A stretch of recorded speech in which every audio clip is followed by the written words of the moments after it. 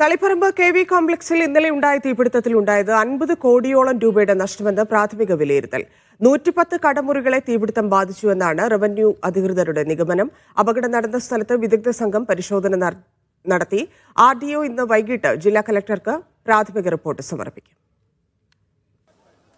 3 മണിക്കൂറോളം നീണ്ട അഗ്നിബാധയിൽ 40 ഉടമകളുടെ സ്ഥാപനങ്ങളിലാണ് നാശനഷ്ടങ്ങൾ ഉണ്ടായത്. ഫാൻസി, ടെക്സ്റ്റൈൽസ്, വീട്ടുപകരണങ്ങൾ അടക്കമുള്ളവയുടെ വിതരണം നടന്നിരുന്ന കടകൾ പൂർണ്ണമായി നശിച്ചു. തീപിടിക്കാത്ത സാധനങ്ങൾ ഉപയോഗശൂന്യമാണ്. ഉടമകളുടെ സാമ്പത്തിക നഷ്ടത്തിനൊപ്പം നിരവധി തൊഴിലാളികളും പെരുവഴിയിലായി. 300 തൊഴിലാളികളുണ്ട്.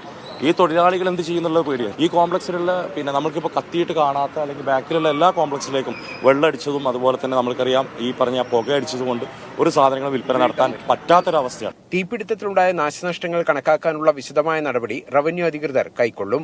സംഭവസ്ഥലത്ത് ഇന്ന് ഫോറൻസിക്, ഇലക്ട്രിക് ഇൻസ്പെക്ടറേറ്റ് അധികൃതർ പരിശോധന നടത്തി.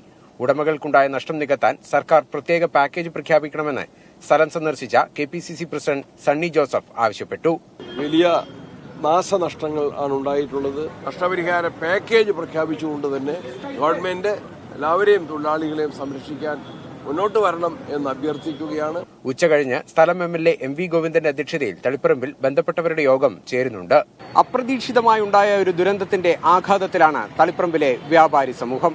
സർക്കാരിന്റെ ഭാഗത്തുനിന്ന് അർഹമായ ഒരു ആനുകൂല്യമുണ്ടാകുമെന്ന പ്രതീക്ഷയിലാണ് അവർ.